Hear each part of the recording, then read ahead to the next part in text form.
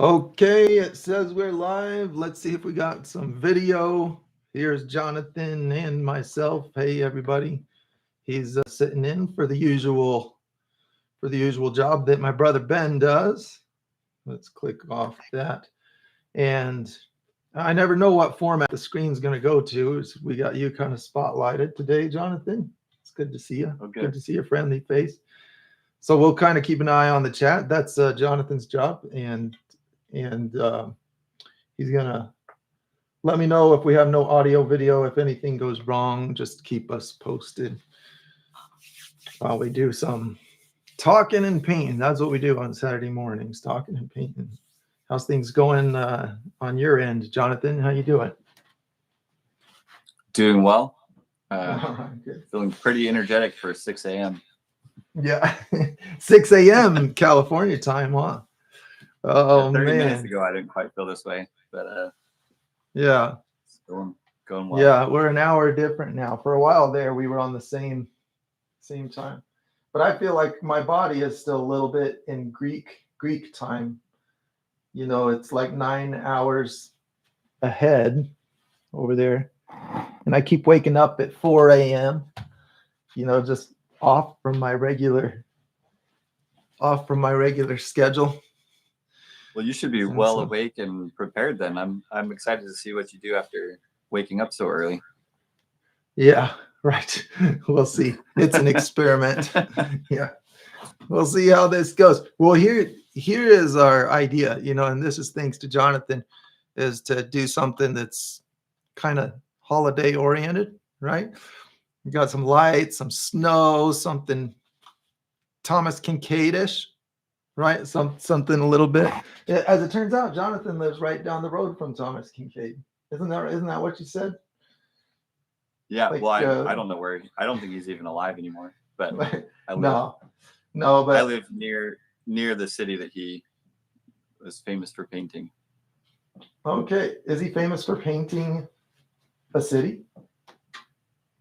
Well, a lot of his paintings are based on his local area, Placerville, where so he's got a gallery in Placerville, and I believe that's where he lived and worked when he was painting. All right. There's a lot of really old Gold Rush architecture. You get that really old town vibe, and I think that was a lot of his inspiration. You see those old houses. I didn't realize. Really pretty architecture there. Okay, that's neat. I mean, I guess I paint things that are familiar to myself as well, so I shouldn't be too surprised that there might be inspiration from a particular area. Bob Ross painted a lot of Canadian Rocky type scenes, and that was his familiar scenery. So myself, whenever I paint, wanted to know if you're gonna paint something from Greece. You could, but probably Santorini was the most. It's where everybody goes to get artistic photos of wind blowing their hair and the beautiful Greek scenery in the background. It's a lot of girls in pretty dresses getting photo shoots done. That'd probably be the one to paint because it really was a beautiful place. But no, I don't think I'm going to do that. We're going to do snow and lights. I think I would do a bad job if I just tried to whip it out. I'm getting all the little paint boogers off the canvas. I kind of just put a bunch of white paint on it before we started. We've already got 12 people on. You've got nice. That's cool. Boy, what are we going to paint? Cool. From France, Saint Tropez. So nice. All right, I'm going excited. International here. Cool. You do reach a broad audience. It's impressive. Hey, thanks. Well, here's my thinking on this. I'm just gonna throw together an idea. Just an idea. Tell me if you think I should change it. Okay. Let's say that's a stream. As I've aged as an artist, I've realized that I have a distinct artistic bias. Have you ever heard the term artistic bias? I had to learn about it, and I was really intrigued by what is artistic bias. Sorry, I got the camera zoomed in.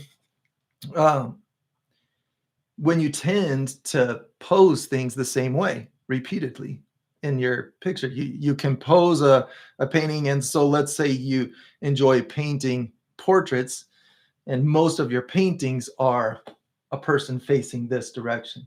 That's a artistic bias. And I noticed I had a really strong artistic bias where I was always making things face this direction. I always want to do that. So for me, it feels, and tell me if you have the same.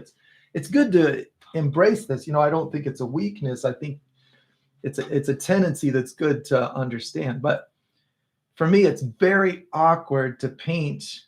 I'm just gonna do a sketch here because I'll paint over this. This is just for demonstration.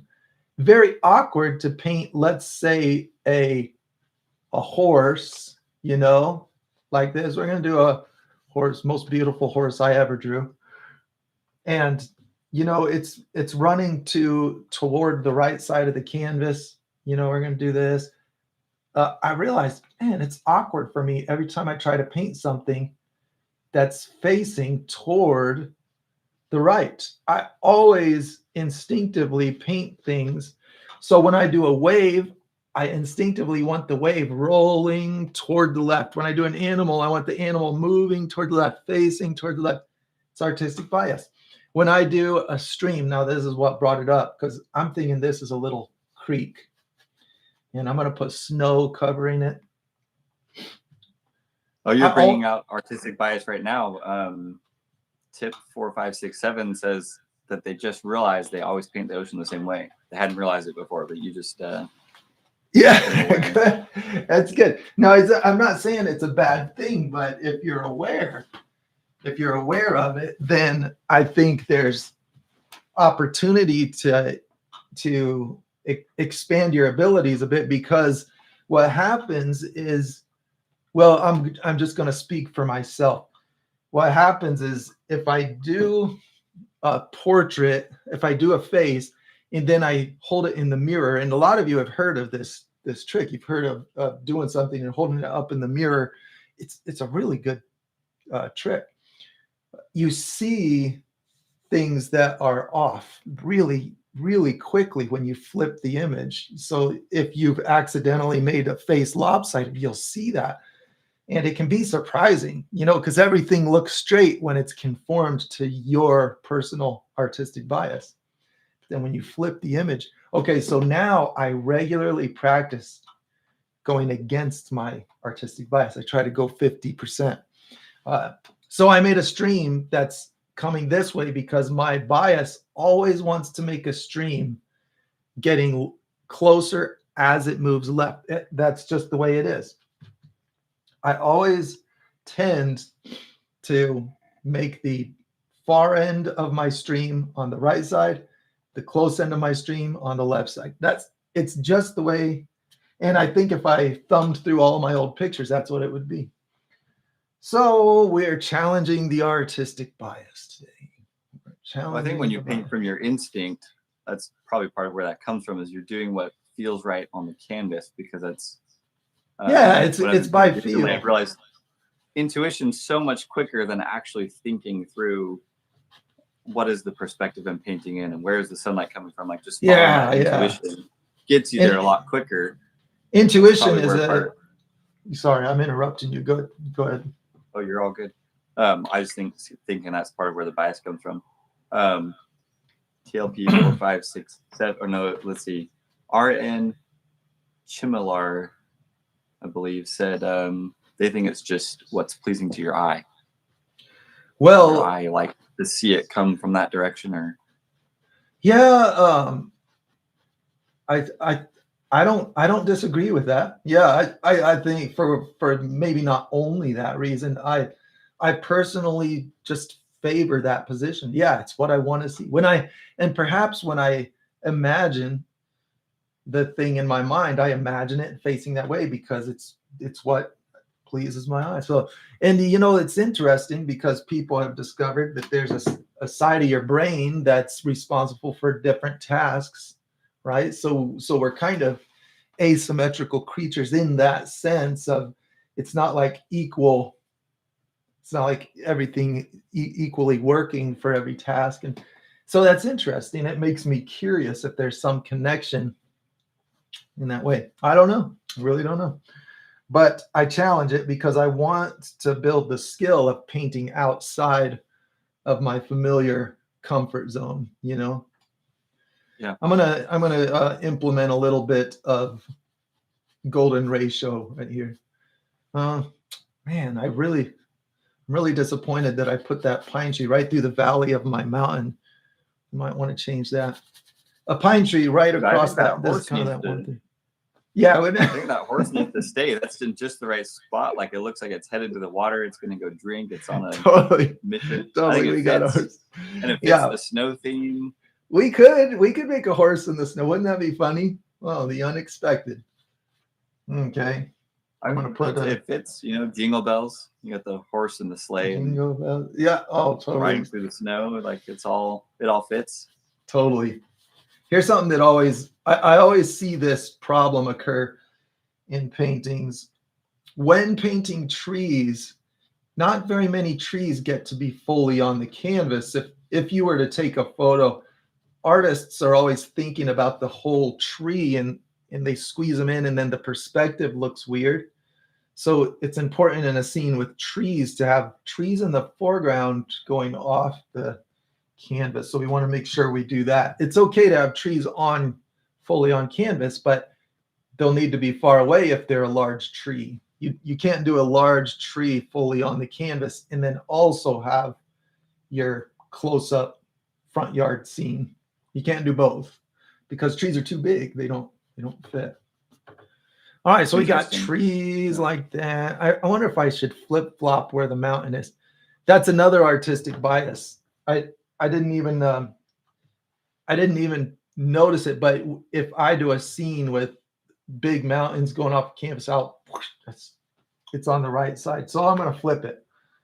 We're gonna challenge the artistic bias. We're gonna change. I would almost flip the trees because what I see is you've got mountains coming in from one side, horse coming in from one side, river coming in from one side, and then trees coming from the other. If you flip the mountains, then you got three things coming from the left and trees coming in from the right.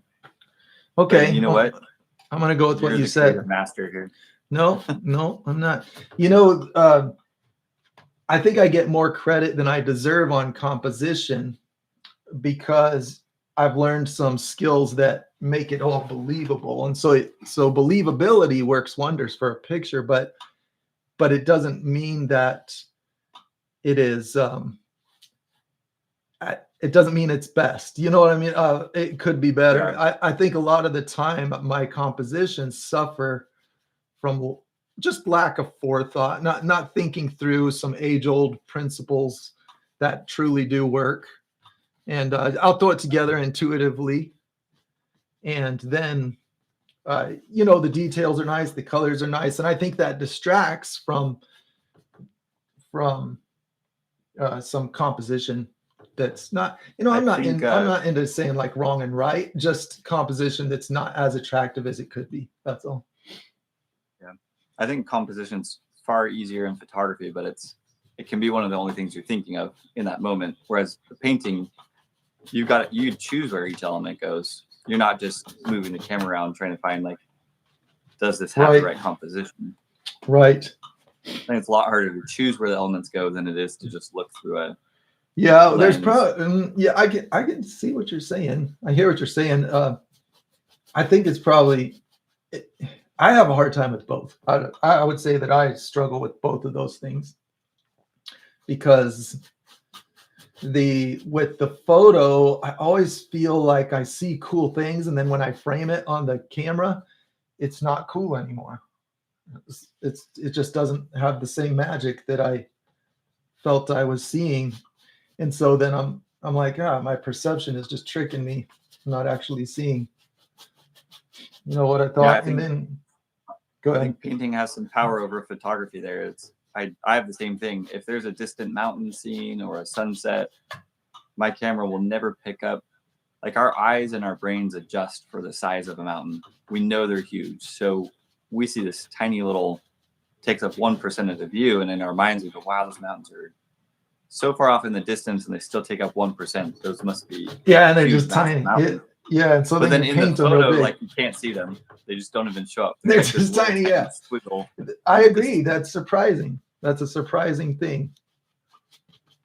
The percentage of what you're saying is the percentage of the frame that it actually occupies is so much less than what you would think while you're looking at it in person.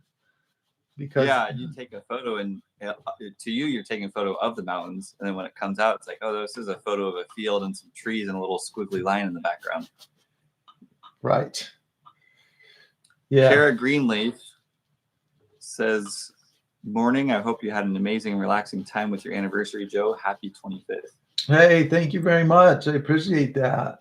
We did have a beautiful time. It was a great trip. The people of Greece are very friendly, very friendly. I would give them a very high rating on friendliness. It's a fantastic place to travel.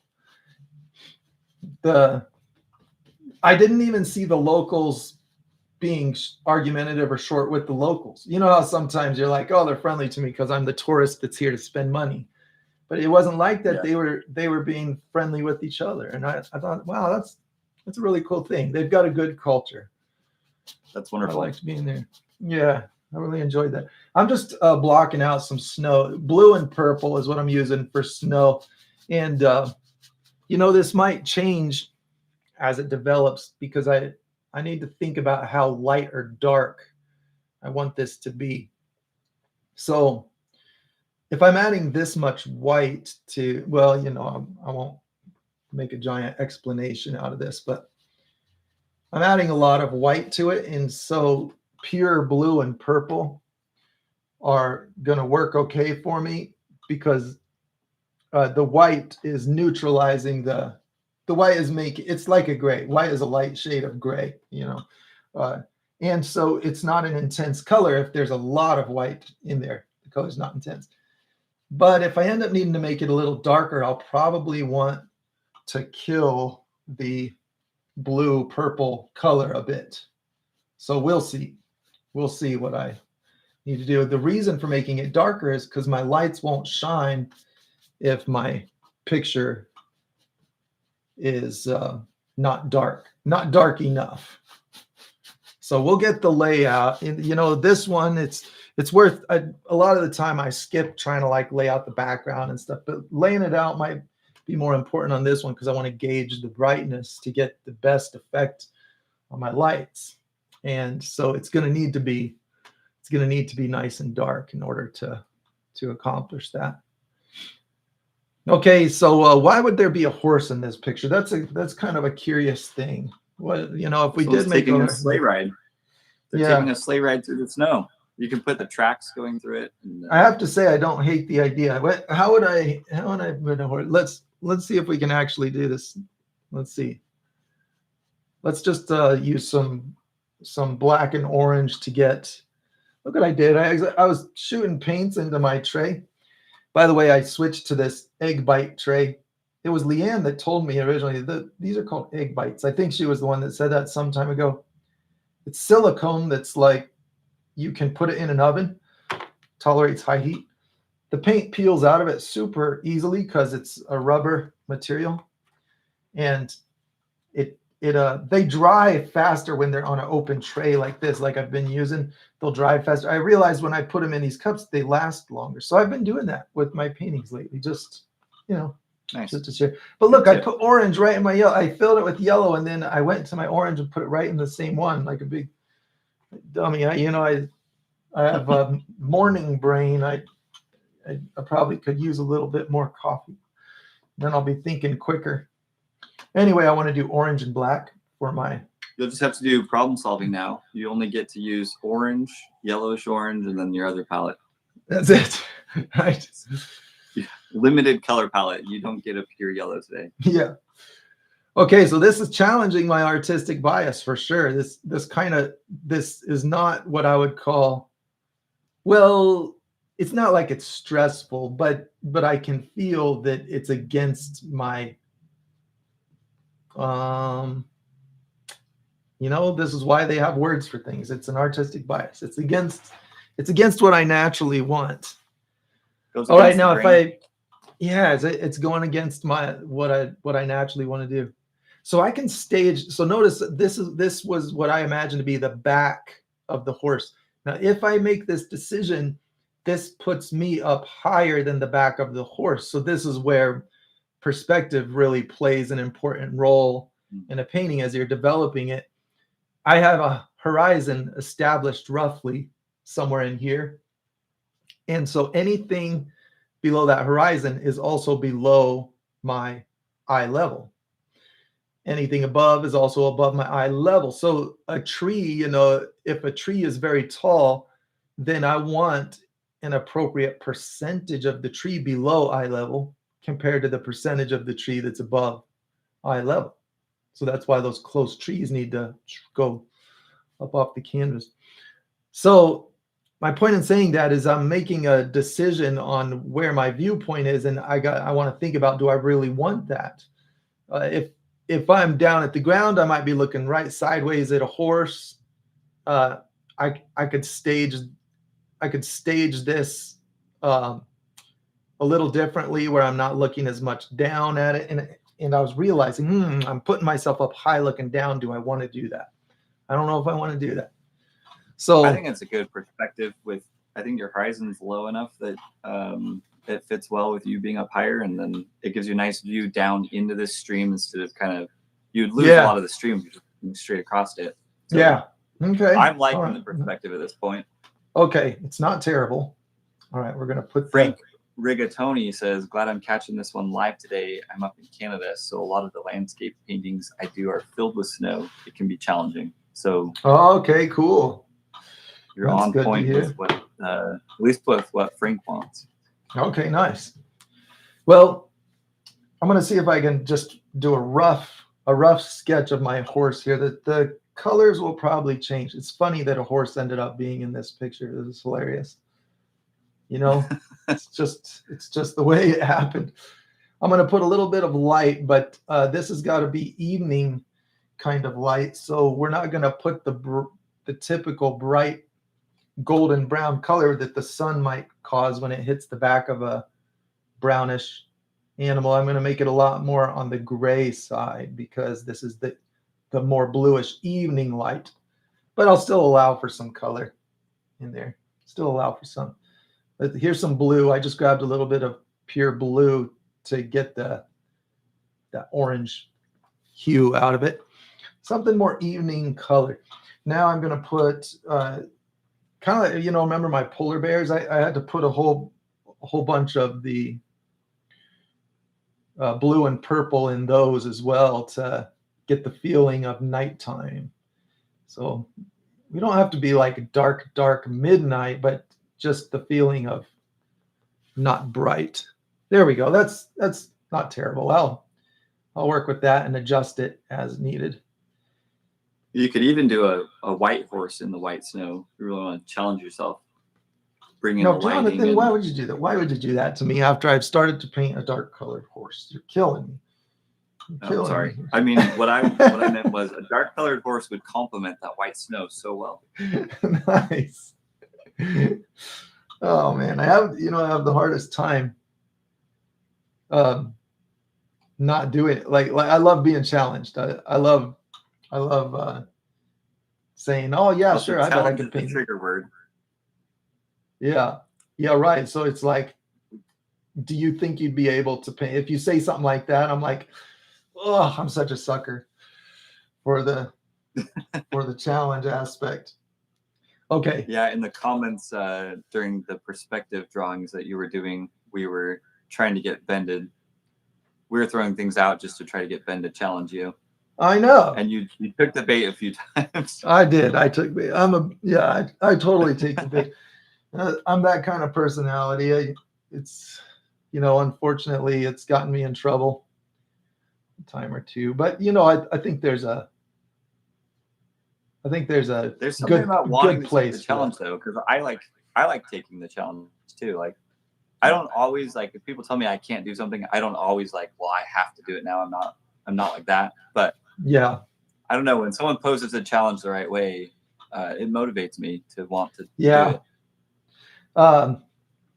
You know, I think juvenile testosterone plays a role for myself. It's just like, you know, the desire to impress some friends on a silly dare.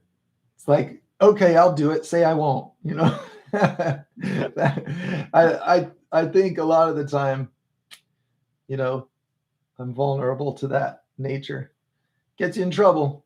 Gets you in trouble once in a while, but it also makes things fun. And fun is Yeah. important. You know, if you take out the fun, we don't have art anymore. You don't want to do that. Is that true? I don't know. Let's see if anything comes up in the comments. I wonder if that's true. Well, if you ask me, the reason I would say that is, I mean, I'm not going to say yes, it's true authoritatively, but the reason I say that is because my motivation to create anything comes from being inspired, and being inspired is, in my opinion, a form of fun. You know, in the enjoyment of life and the emotion.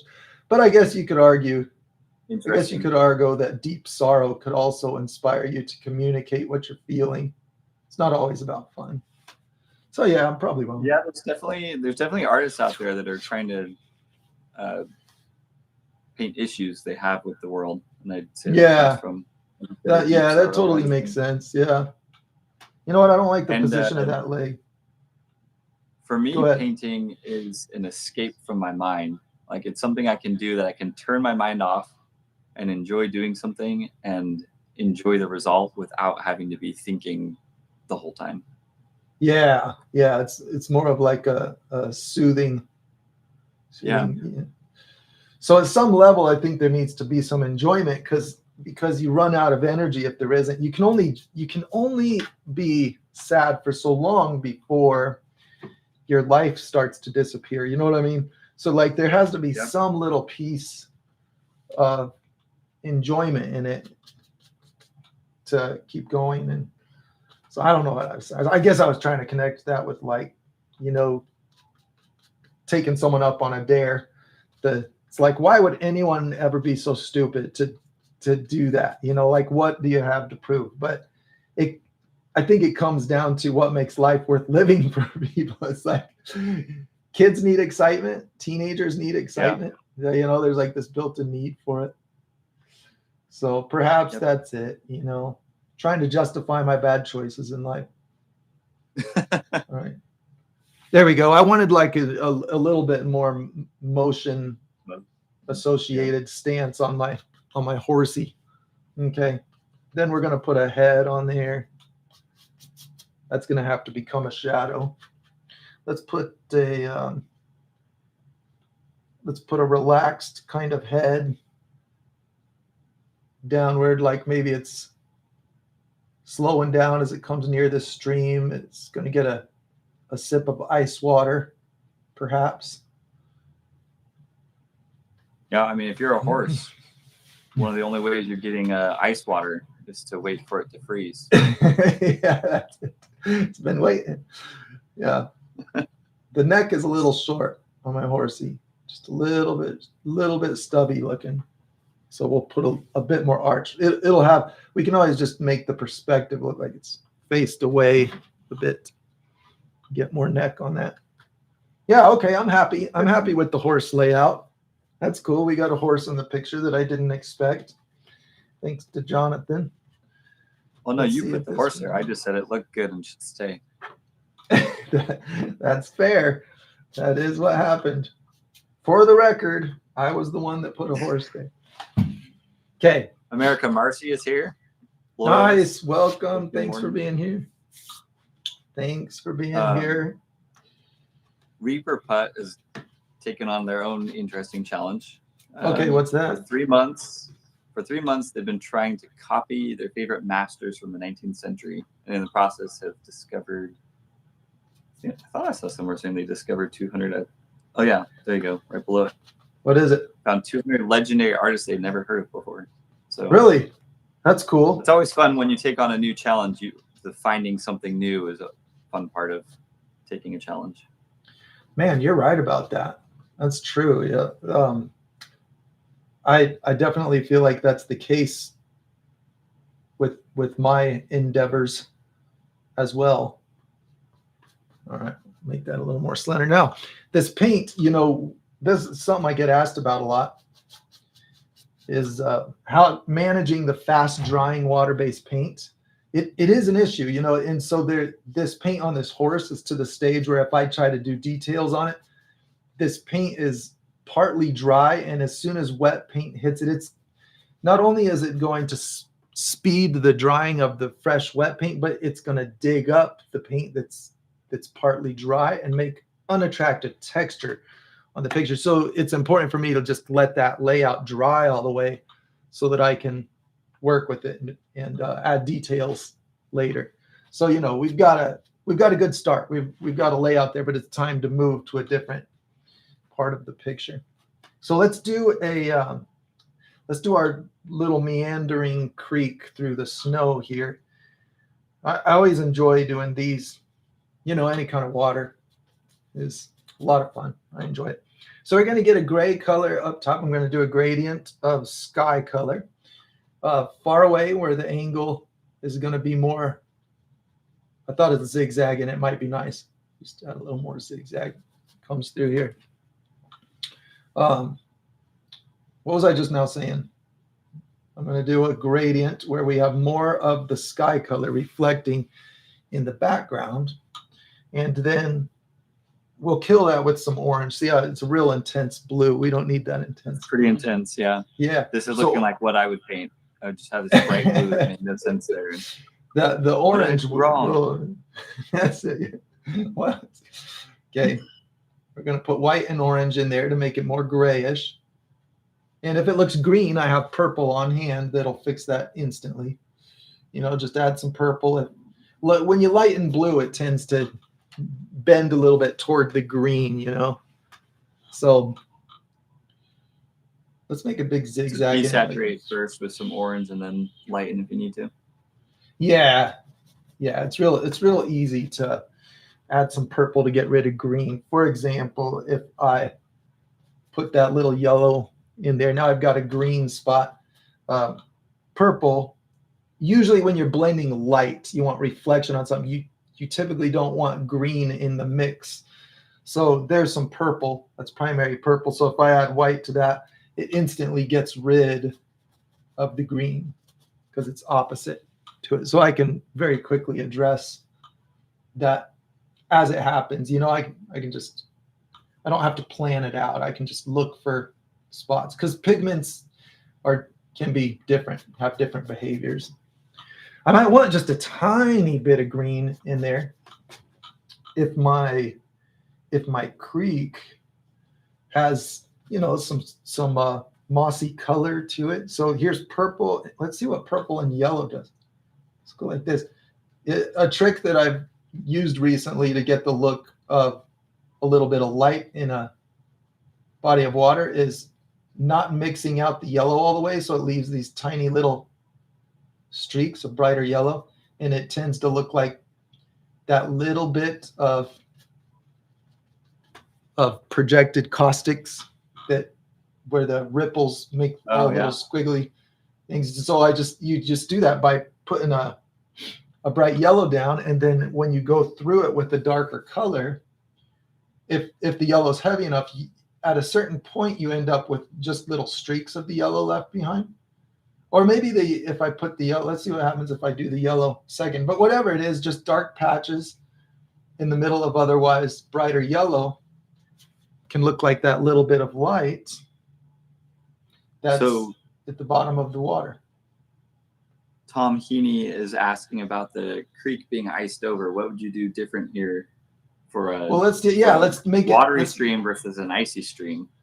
It's a matter of smoothness. So we'll take away the glassiness. The reflection principles are the same, but we'll take away the glassiness of it on areas that we want to be iced over. So I'll make this, like maybe this is the first big snow or something. It's not all the way frozen.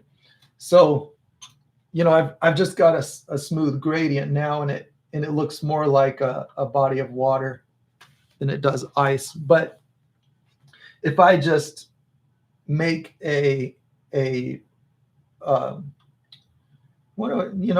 am I going to handle that? I think you just obscure any details. The problem is I don't have any reflections making details in this. So as I progress, I'll watch for that. So this could be interpreted Go ahead. Oh, I think before you added any color, that bright white felt icy to me. Yeah, there's an absence of information. A lot of light.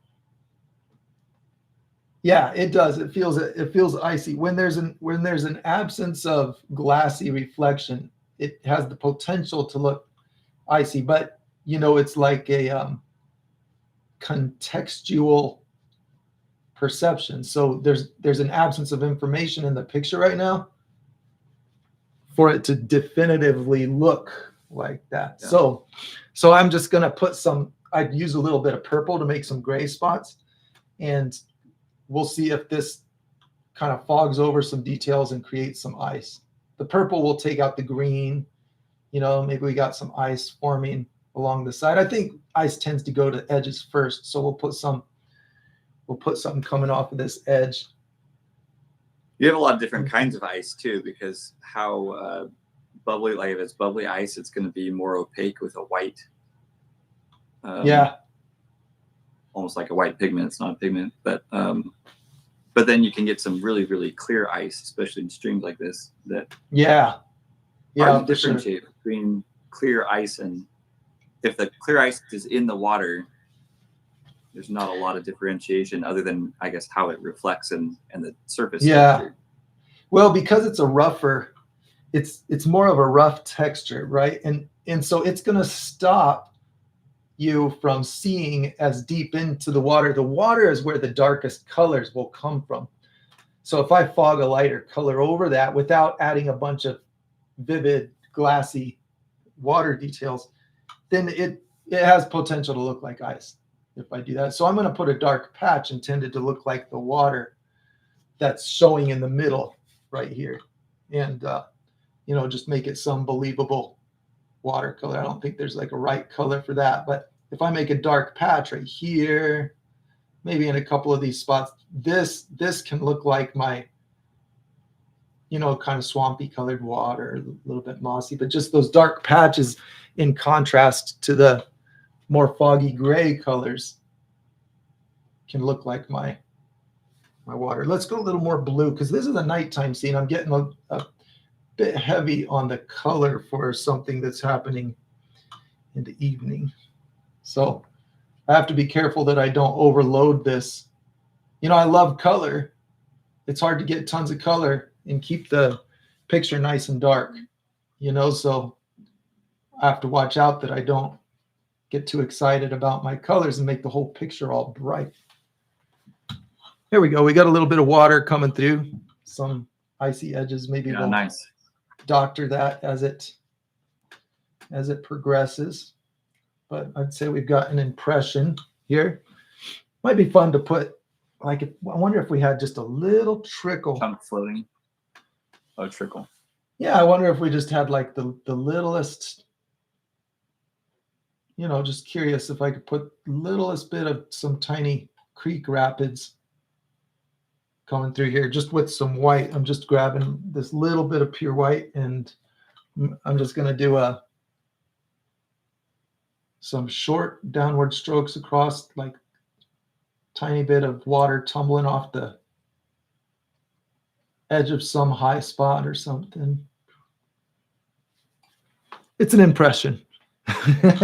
Yeah. It's an impression of something.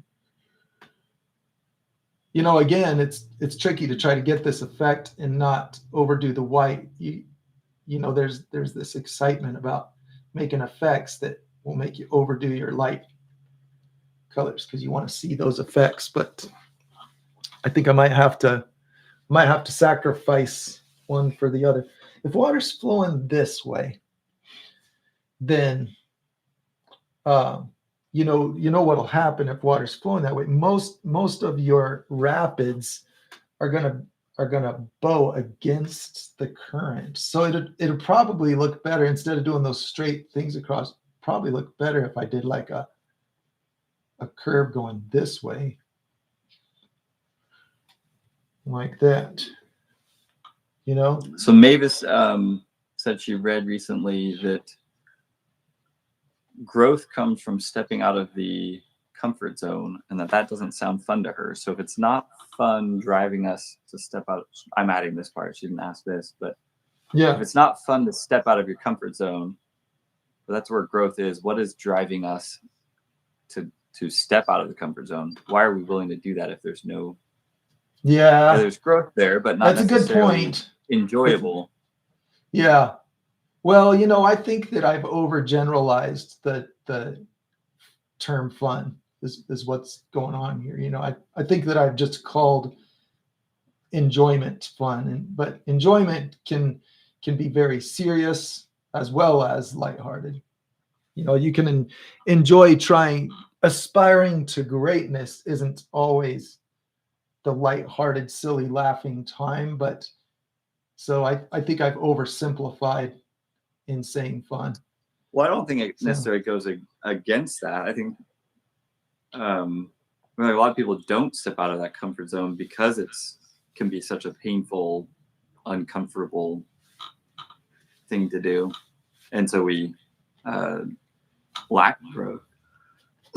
Yeah. So I'm curious, like in your painting, I know you've talked about how driven you are to understand different things. Yeah, that's something that I really enjoy. It's because you know, I kind of live for those fun moments. You know, bringing it back to the fun comment, I live for those fun moments where the work has finally paid off. You know, it's that aspiring toward that. You know, don't we? I mean, isn't that? I guess this is more of a question than a comment. Don't we all kind of work toward a future that we hope for? And isn't sometimes that future just something small, like this meal is going to taste so good when I'm finished cooking it, but the cooking process isn't exactly, you know, it can be a lot of work for some people, but we still are waiting for that final moment where the payoff comes. You know, maybe that's I more. think we just have different levels of what we're willing to invest or endure to get to that final moment. Yeah, for sure.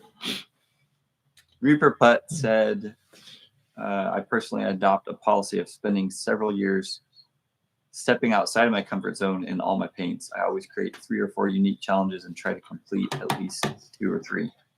Okay, nice. Well, this definitely was a challenge. You know, I made myself a challenge with this one. This little bit of whitewater I decided to throw in is giving me a run for my money here.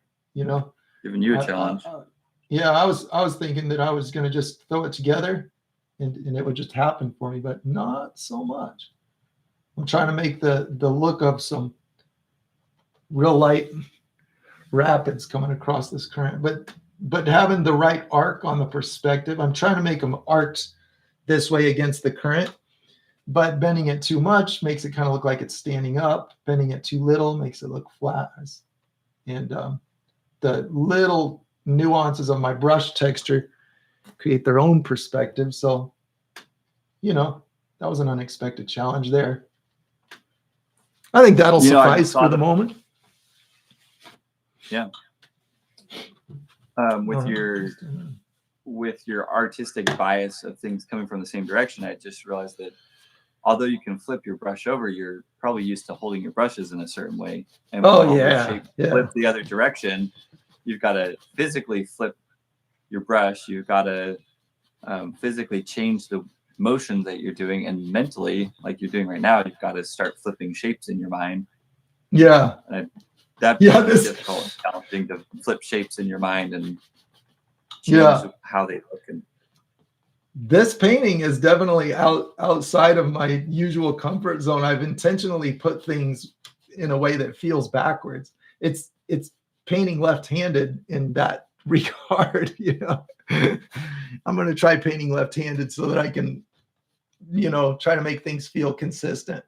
We're going to just use It's basically torture. Mavis says that moving out of my comfort zone gets easier and more satisfying with practice. That's interesting. Even like practicing moving out of the comfort zone, I never thought of that being something that you could practice, but it's a good point. Yeah. Okay, cool. That's good. Yeah, I think you can learn to enjoy discomfort when it has meaning. When there's meaning in the discomfort, it's like, this doesn't feel good, but I'm working toward a meaningful goal. I think there's enjoyment to be had there. I definitely find satisfaction in that myself. All right, we're going to make some dramatic mountains at night. Boy, you don't usually do the abstract, but I'm loving these mountains just with their abstract, the use of colors here. And that feel, yeah. I can see what you're doing. I can see where it's going. It's the reason I'm doing it so abstract is what you're seeing is a lack of confidence in where I'm going with it. I'm actually trying to feel my way through what I want this to look like, because it's not familiar. It's not the usual sunlit mountainside. I'm trying to get a nighttime feel, and I'm not exactly sure what I want those colors to look like. Like how much of this goldish tone do I want to add to it? Well, a pretty view every time you go camping near the mountains. Beautiful view is when that sun first comes up in the morning, and you get most of the world is shaded, but you've got this golden mountain sticking out with the sun's just hitting a portion of it. Yeah. Okay. I think you're seeing kind of the dark horse. The snow kind of looks like dawn or dusk. Yeah, it's starting to take on You're right. It's taking on the feel of a evening, not nighttime kind of scene. I added a bunch of purple because again, I was getting a lot of green. Gosh, I just need to see. I just need to see something here. Let's make some little paths of rocks and pines going up with a real dark blue, purple color. Maybe something like that. And then I'm going to make like the ridges coming up this mountain. We'll go down into the valley. This is trees, so I'm kind of going the opposite. Maybe normally I would put snow coming up from the edges of the valleys, but now I'm doing like trees and rocks sticking out of it. So I'm dabbing my brush in a particular pattern going down into valley. So that's what's with this angle I've got. So we go like that, because the snow tends to collect deeper in the low spots, and so I think I'll get a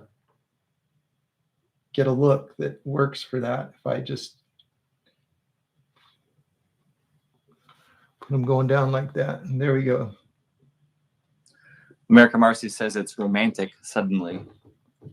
Nice. That's cool. Reberpa asks, what do you think about the practice of painting the same painting for weeks? Oh, I think that's great. That's what my real commission jobs look like. Spending weeks on you mean are we talking about for this live stream?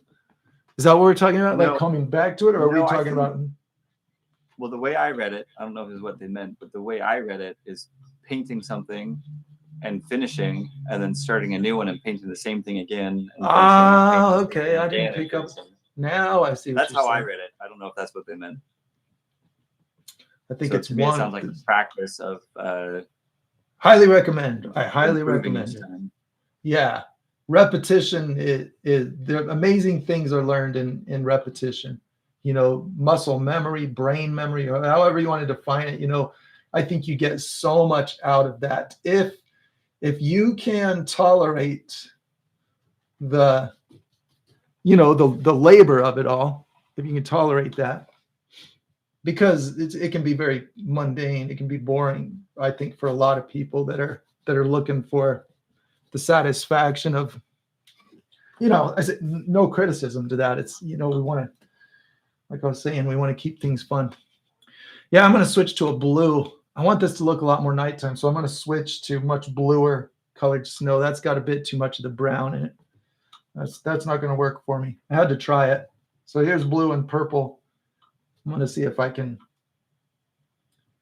get more snowy looking snow in my distance. Here we go. Let's put some here. Put some in here. Yeah, blue or snow. Go up here on my peak. Maybe a little more purple. That's still a bit on that feels kind of turquoise-ish to me.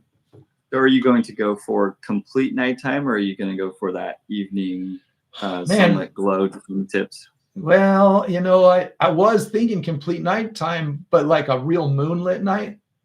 Yeah. Because I wanted the lights to glow, but I don't know if I'm doing a great job of that. You know, I don't know if it's happening. I'm realizing right now what's really hitting me is the difficulty of getting a three-dimensional mountain without having like the light side and the dark side. You know, the left side, right side is a good way to get your three-dimensional mountain, and I'm struggling with that. We got snow in there. That's nice. I think the moonlight, what would be a good place for the moonlight to be coming in at? I think coming in this way might be cool, like hitting the front of the horse. What do you think, Jonathan? Moonlight coming in this way, moonlight coming in this way. You know, the way it feels to me is like the moon's kind of perpendicular to your mountain right now, is what it feels like it is right now, where it should come. So is the moon on the left or right? What do you think? I mean, we can make it any way. It's a composition question. What's going to look nice?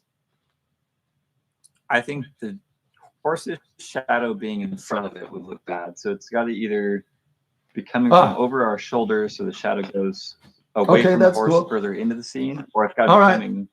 I like that. I like the horse and putting the shadow behind it. So this is going to be my moonlit snow right here on this peak, and that means we'll do moonlit snow on this side of this valley, this side of this valley, right? We'll go in here, and now we're going up out of the valleys to get that, and then we'll go on this right side of this peak, zoop, right there. Put some light. Yeah, I think that's a good direction for this painting. Okay, cool. We'll add some shape to the mountain with some little 3D structures popping out. Just the white itself can create shape just by putting that. It pops things up into the light. Okay, then we got lighter snow on this side, and I'm trying to make sure that I keep even the highlights dark enough that there's still room to put light sources in this and have them glow. You know, so I have to make sure that I paint dark enough. This is something I got to remind myself over and over. Keep it dark, because we want the light. Everything in color is relative too.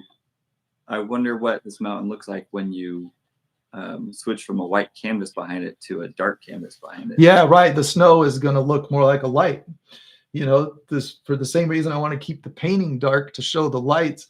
I want to keep the sky dark to show the snow, to show the lightness of the snow. Okay, they're crude mountains, but I think they're on their way. Let's do the sky now. Let's do that. Let's put a sky in. We'll just remember that our pine trees are right there. And I think a little bit of color will look good in the sky. A little bit, not a lot. Orange and white will get me some color in the sky. And then I'll put blue and purple, or maybe just blue. No, we'll see. Let's see. Blue mixed with orange will give me a gray blue. And then I'll have a gradient that gets lighter as it goes down. Let's put maybe a touch more of that orange. I don't know. Let's see. Lots of white so that my paint doesn't dry on me. I work real heavy to get a blending job like this to go smoothly. I keep the paint pretty heavy. Go like this. There we go. I got to be careful. This is an opportunity to ruin my depth with the outline effect, that you can accidentally outline a mountain if you start blocking in the thing behind it, like the sky. When you paint a What thing, what technique would you use to avoid that? just attention. It's just paying attention. Just I'm carefully watching this gradient to be sure that it's consistently just fades this way, unrelated to the shape of the mountain. That's what I want. So when you come down to the edge of this mountain, along the mountain, it's very easy to accidentally make a gradient that is in that shape and outlines the mountain. And what that does is it robs away the depth, and it flattens the layers together like the mountain is embedded. It makes it look like a sticker, So we want to make sure if I get, the valuable thing is understanding what causes that. It's not a tragedy if I see that effect, because I can quickly undo it by getting rid of the outline. So there's no sense of urgency. It's just what I'm paying attention to in order to get my look. And then if I do see it, I know what to change. If I see the outline effect, I can say, oh, I accidentally made my gradient outline my mountain. Okay. Yeah. Well, you could have the sky blend into the mountains here a little bit, like a big storm, like a strong wind is whipping across the top of the mountains and picking up the snow, and so you've got That'd be cool. That snowy fog that's not actually fog; it's just a bunch of snow being blown around. Sure, that'd be cool. Whirls up off the tips. Yeah. Have you ever gotten stuck on a painting, Joe? Stuck? You mean like stuck to the point where you put it down and you don't want to work on it because I can't figure out this grass color I want to do. Absolutely. The things that I confidently say, this is what's happening. When I'm trying to explain what I'm doing, it's based on having wrestled with it at some point in my career. There was some wrestling that happened to figure it out, where I was in a frustrating battle with trying to make a job go right. Usually it comes down to a job, because I paint murals for clients, and someone hires you to do something, and I would say yes and take on the job, but that doesn't mean I knew how to do it all. And so that's happened a good number of times, right? And very frustrating. It can be very, very frustrating days and nights, not knowing if I'm going to hit the mark. But in the end, everything eventually did come together, just with some sweat and tears. So what kind of a nice thing, maybe nice and the double-edged sword of it being nice but also frustrating, is when you're working for a client, you don't get much choice. You have to finish. Yeah, there's pressure. You're painting something for yourself. America Marcy says she has something that's sat there for months because she just can't figure out that grass color. Yeah, yellow and black. How you move past? How do you go back to your yellow and black, America Marcy? There you go. Yellow and black. Been there for months and get it done. Sometimes it's just sometimes that doesn't happen. By the time I figure out what went wrong. But there were these enlightening moments where I realized, oh, that's why I had such a hard time on that project. It'll come to me, but then by that time, it's not worth going back and working on the old one. There are other times when I look at an old canvas and I say, you know what, it's time to fix that. I know how to fix it now. There are other times that are more like that. So it just depends on the project. It was actually quite a bit of time that went by before I understood translucent versus reflective gradients. Translucent glow, the kind of gradient here where the lighter colors gain color saturation as they get brighter and more toward yellow. That's a translucent glow. Reflective gradient is as they get lighter, they lose saturation. They tend to lose saturation, move toward purple as they lose. So they're opposite. it took me a lot of years for that to dawn on me. You know, you stare at the same problem for long enough, and it just gradually becomes more clear. And so I couldn't go back and redo all the pictures that I missed that. I have a painting on my wall that has this reflection gradient backwards. I did like more reflection down at the bottom and less reflection back here. The painting actually still looks pretty. It's just that I have to know that according to my own advice, I did that backwards. I'm not going to say wrong, just, you know, just backwards. I think that's where intuition comes in, when you're doing the mathematical scientific approach. Like there's a very exact way things would appear. A curve appears a certain way depending on what perspective you're looking at it at. But I draw all the time, even if it's just a doodle, and I draw circles and they all line up in a certain way, and it looks really cool. And then I'll try to go in the computer and draw actual circles, and it's like that thing can't exist in real life because my circles are all warped and distorted. But I've just drawn what intuitively looks good. Yeah. And your artistic bias it worked told out you on the canvas.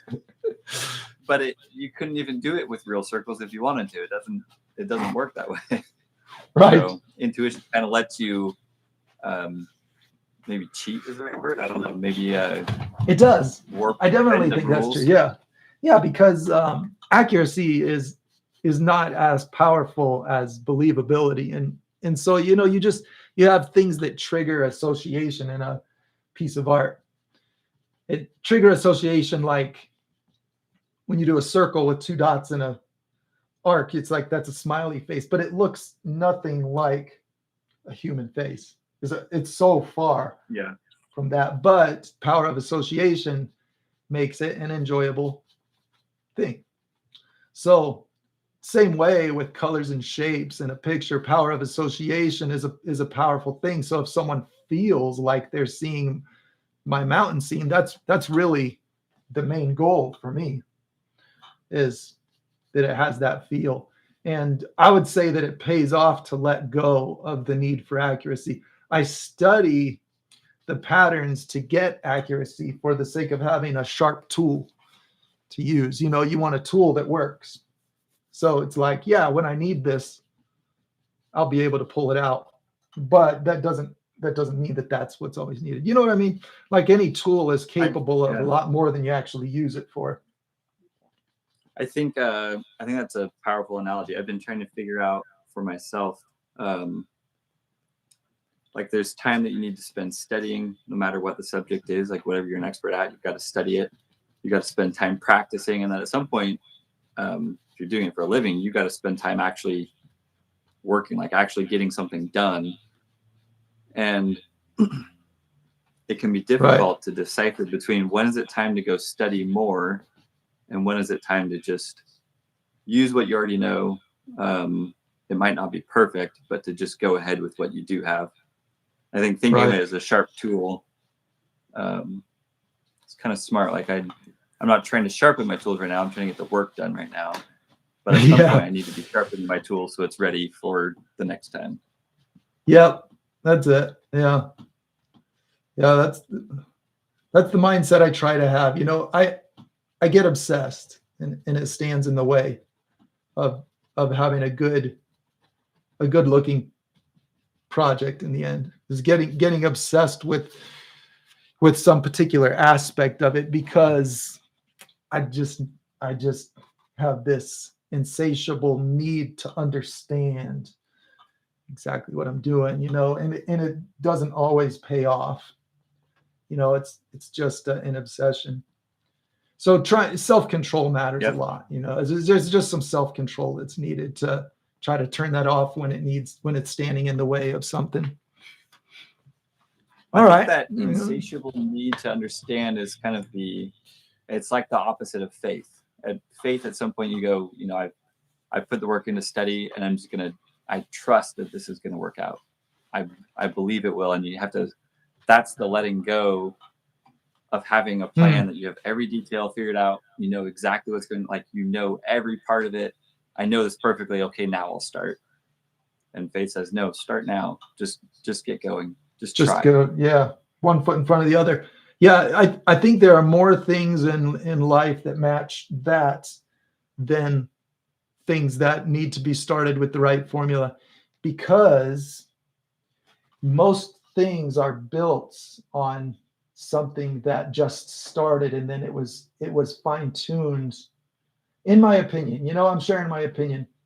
It was fine-tuned as it was in motion, as progress was being made. And that's why we live in a world of very imperfect things. I mean, like the narrow railroad tracks, broken intersections in your city. It's because there wasn't a mastermind behind the design of it all. Like progress was built, but that's the way most things are. So it's okay to just accept that. Well, I'd say even in engineering, like that's where I would assume that you'd have the most plan. But it's funny. I spent so much time on that little hill right there just to paint over it. I remember. Just to yeah. But it was fun. fun. See that hill through the tree, and it's going to matter.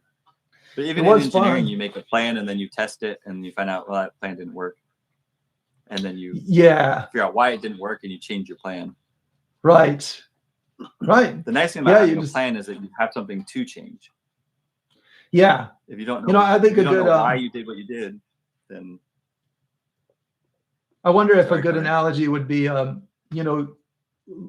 this last summer, for the very first time, I learned to slalom ski. You know what slalom skiing is? Of course, you know what slalom skiing. Yeah, between the flags. It's where you just have the. No, I said that. What is Did I say the wrong? Where you have one ski? Is that the wrong word? Where you just ski on one ski instead of two? Water skiing. Yeah, water skiing. Oh, right. There's a slalom ski in snow too, huh?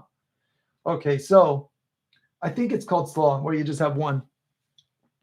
And so when I did that, the getting started is so sloppy that, I mean, it is just the epitome of, like, when you start a bike, you zigzag before you start going steady. When the bike's at slow speed, you got to get it moving is the point. Yeah. Well, slalom skiing is like the epitome of that. It is such a sloppy starting process. Well, if you're me, anyway. Oh, I'm sure it is for most people. You turn that one ski just a little bit and your whole body's going to go that way. Yeah. Yeah, right. So the point is you need momentum, and us getting started, that momentum is kind of what gets us, is what allows you to find stability. So with my pine tree here, go ahead. I was going to say you could spend endless hours studying slalom skiing, but until you've gotten on the water and tried it, it's not going to go anywhere. That's it. That's what I'm saying. Like I had to be in motion in order to finally get up. Man, I had water up in my sinuses. It's very uncomfortable, and it took forever to finally get get it right. But my point was just that need for motion. Back to that. Just that need for motion. So playing around with paint kind of pays off in the same way. There's so much that happens in the process of just playing around with the paint that doesn't happen with head knowledge. Okay, here's yellow and black, and I'm using a tiny bit of yellow, and I'm gonna not mix it too much because I want it to look like some pine needles in here. So I'm just going to dab some yellow in here, like that. Just get until it starts to turn green, then I leave it alone. Make it look like just a little tiny bit of pine needles. I put the black in my darker bluer shadow so that it looks like it's up under the snow. So I'm going to zoom in a little bit to give a good view of this technique. This is a fun technique to use for trees, is doing the snow first. And you can do the snow with this, your blue-violet shadow, and then white for the lighter areas, just white. And then I dabbed black while it was still wet into my bluer shadowy areas. And, it's a different approach than trying to put the snow in the right spot. So it's kind of fun to do it that way. So now I ran out of tree, and so I'm going to put more snow. coming down. I just want to make this tree go to the far bank of my river here, my creek. That's funny. I said we're going to do lights and snow, but I have to set my stage first. I don't know if I'm going to get to the lights. This might have to wait until next weekend. I thought you had, honestly, I thought you started doing the snow scene and the mountains and the trees. I'm like, I don't know where he would even put lights in this thing. I thought you had given up and changed. No, I'm going to put lights. I'm putting lights. I'm going to put a little house with Christmas lights on it. That's what I'm going to do. Oh, nice. Yeah, I think that'll be fun. But I'm trying to set the stage for it. Yeah. Maybe we'll get a little bit in there. All right. So now It's a nice stage. All right. Okay, we're putting snow. I'm going to put it like all the way down. Maybe this is a spruce that has the real low branches. Not all the pine trees come down low. The ones we have here in Arizona, I think you have them there in Northern California too. The ponderosas, the branches start kind of high up on the tree, so they have a lot of straight trunk before they get up to the to where the branches are. But I'm thinking this one maybe is like a spruce. I'll put more roundish shapes near the top of any of my shadows. So see, I have these shadowy colors. I'll use a stroke that's just kind of a little circular pattern to put smoother, because it looks like snow piles. You know, if I smooth out little spots, it doesn't have to be white. I'm just making a lighter color that's got a smoother top, and then my brush stroke, the way I'm holding my brush, it just makes a gradient that fades down into that shadow. And then I can put my black where I already have the blue. So black will go nicely in here where that blue is, because it's a deep area where we're looking into the tree. Black right there. I think a lot of the time we don't even need the yellow. I just did it for the fun of the details, you know. Back to the fun. I think when I see night scenes, the trees are the darkest thing I see. Even the sky, even if the moon's not out, I'm always amazed how bright the sky still is, even when there's no moon. Yeah, right. And then it's the things blocking the light that are really dark. It's the trees that the sky is. Now that you said that, let's put lights on this tree here. Then I can officially make good on my announcement. Yeah, check the box. But this is how I'm going to do it. I'm going to put lights illuminating this pine tree where I have the black. I'm going to put lights spiraling up through it. So I'll put the black first. I'm going to illuminate them with yellow, just like I would if the sun was shining on them. So let's put some black down, and then I'm just going to take pure yellow and put dots of illuminated pine needles. I'll go over them a couple more times. I'm not going to do this over the snow spots, just the pine needle spots like this. And we're going to get the look of bright light in those deeper parts of the tree. You know, like they're covered up with snow. The lights are covered up with snow, you know, and so we don't see them. I'll put a couple peeking through the snow if I'm able. Now I'm going to dab over these spots a little bit more. I'm trying to preserve the areas I made, but obscure them a little bit, like the light is shining on pine needles. So I'm just going to dab this until it's not so distinctly in little circles, right? I'm just dabbing it a few times so that I have some little glowy areas. There we go. Okay, now I'm going to look for the yellow. This is the fun part. Pure white is going to give me my little glowing white. I'm going to look for the yellow spots. Pure white on my brush. I think you've hit the. I think what Thomas Kinkade, he's a painter of light, but I think really what he was the painter of nostalgia, and I think you've hit that with the warm white lights. I think you hit the nostalgia element there. Did I get the nostalgia nerve? That's cool. I feel like it's there. Yep. Okay, I'm putting some white right where I have the yellow, and this is the brightest white in the whole picture. This is the unmixed, pure bright white. And wherever I have a more yellow spot, I have to rest my hand because my hands, as you know, are not very steady. So we're just going to put some string lights going up into this tree.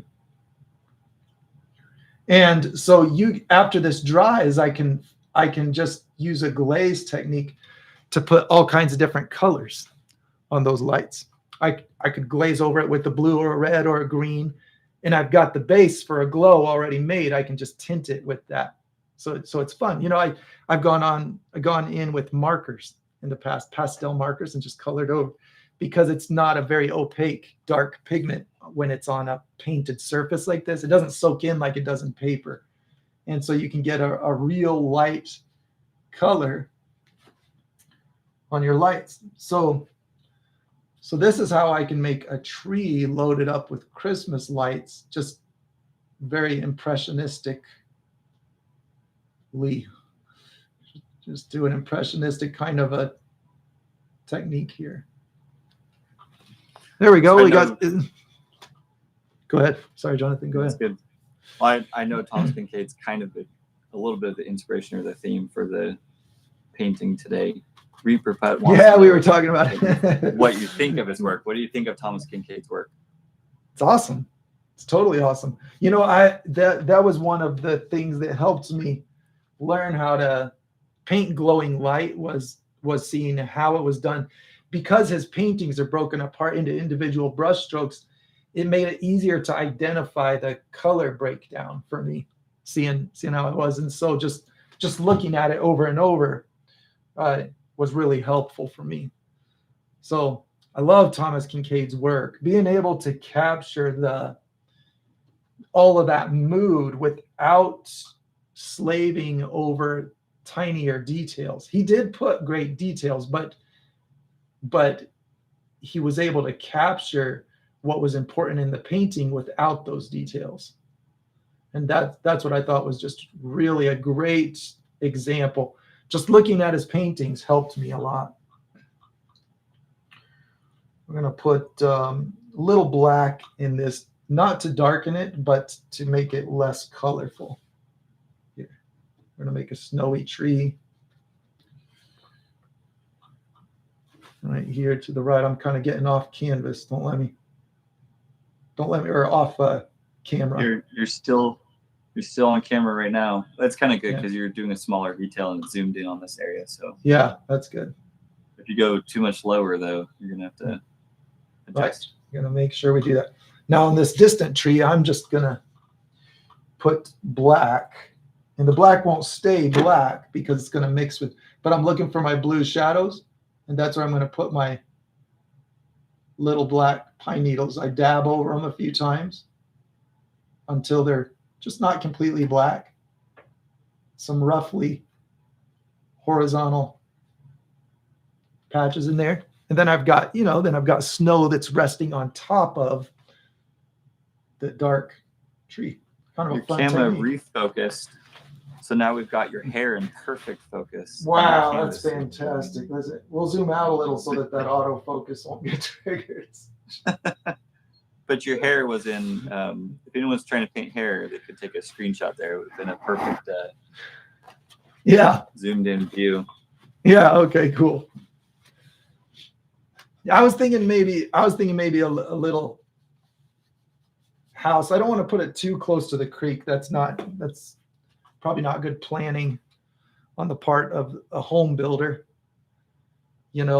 so we got to put a little distance. Probably not too much. Yeah. It is important. You got to tell the story of what's happening. And when you don't think about, well, where would someone actually put a house here? There's an amount of believability. Yeah. This is what we were talking about, that sharp tool. There's an amount of believability that I want to have here, but I don't have to go crazy with it. Let's see. Let's just make some abstract walls, some highlights. Here we got a closer wall. Right here, there's like a shadow being cast. Further wall. their house. I don't even know what the shape of this house is yet, but we're just going to make some walls and see if something kind of pops out at me. I think it's got to feel cozy. So yeah, so we're going to need like, we'll put. I think like if you went with mansion, it's going to break the story and break the that nostalgic feel, because there's not a lot of people who are going to relate to, oh yeah, my mansion in the mountains with my horse. Yeah. Although horse people might relate, because yeah, a wealthy person that loves a lot of skiing, money seem to like horses. Maybe someone paid good money to have this cozy cottage just at the base of a giant ski resort, you know, secluded away from the traffic. Yeah. Right. It seems to cost a lot of money to get out of the city now. It still costs a lot of money to get in the city. Now it costs a lot to get out too. So you just right. Money. Right. Okay, we got a few walls. Right now they kind of look like grain silos. So that's probably not quite the vibe we're going for, but you know, we'll see if we can adjust. Put a roof right there. You've got some of your original sketch showing through, but to me it looks like reflections coming down towards us, and I like it, gives it put some of that ice back in there. Okay, cool.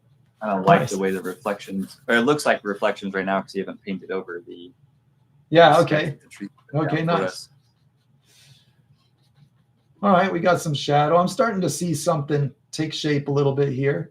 You know, we got some shadow, some highlight on top, got some peaks on the roof. So let me take my little bit of orange and put like a peak on this wall. Go like this, go like this. Cut out that wall, cut out this one. Yeah, this is a different kind of a project, not having well, I guess a lot of the ones I do on the live stream format, I guess I frequently don't have a plan. But I'm really feeling the absence of plan on this one. Really I'm in touch with that at the moment. So when you do have a plan though, like you've got to, like we were talking about before, you got to start somewhere, you got to get the ball rolling. So that's it. Yeah. So when you actually have a plan, what do you do? Well, it's this dance of free form, no plan, and then going with the plan, and then making a plan based on what happened by accident, and then rethinking the plan, and then making, I think, in a staying adjustable. You know, it's like I have to. There's this illusion that what's in your imagination is as good as it seems while you're imagining, and it never is. You just have to accept that what you're imagining is not as good as you think it is. You have to get a thing on canvas and then adjust it and accept that it's not going to be exactly what you imagined. And I'm speaking as somebody that's obsessed with being able to paint exactly what I'm imagining. You know, because that was the joy I was working through. I was like, you know what really makes the whole process really fun and enjoyable for me is being able to dig out what's in my imagination and just put it on canvas, just create. Raw creativity feels so good, right? I mean, I think a lot of people can relate to that, but I've had to come to terms with the fact that my imagination is not as wonderful as I think it is. It's cool, it's good. You know, I'm just saying that it can be over prioritized, and you have to. So in the same way that I have an artistic bias, I have an imagination that tells me what I want to hear, what I want to see, instead of what things are actually going to be like. And this is where a professional comes in on a job and helps a customer to calibrate their expectations. You know, you're like, well, I'm thinking this. You got your house remodel coming, and you're like, well, I want to have a bathroom right here, and I want to have a kitchen here. And they're like, well, have you thought about, you know, how that bathroom is going to affect your kitchen? You know, and you're like, oh, there's this reality check that happens. And paintings are just like that, where just getting it on canvas helps you to see what you didn't, the practical things that you didn't think of. It's real important. So staying adjustable. Don't be stubborn about, why isn't my idea working? Your idea often doesn't work because it's not that it's a bad idea. It's just that it's not as good as you think. There's a difference. Yeah. There's a difference. You can overestimate how wonderful your idea is. It's possible. It is possible. I have done it.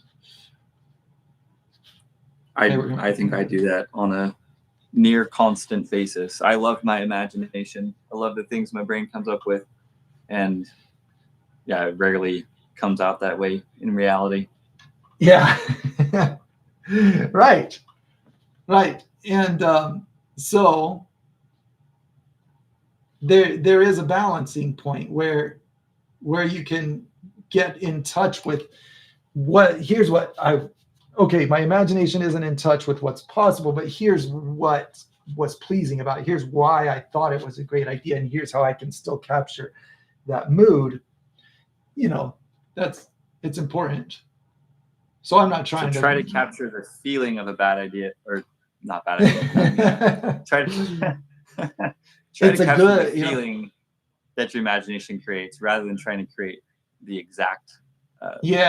Exactly. Get in touch with why it seemed good. Your idea is a good idea. It is a good idea. It's just that you have to understand that the nature of an idea is not to be an unchanging template.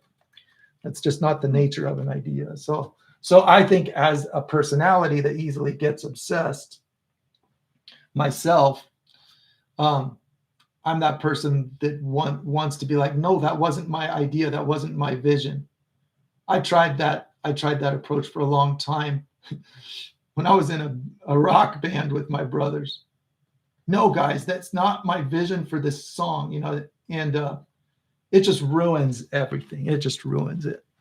It does not work because your imagination is telling you, even as you're putting your things on the canvas, your imagination is telling you that it looks a way that it doesn't look to other people.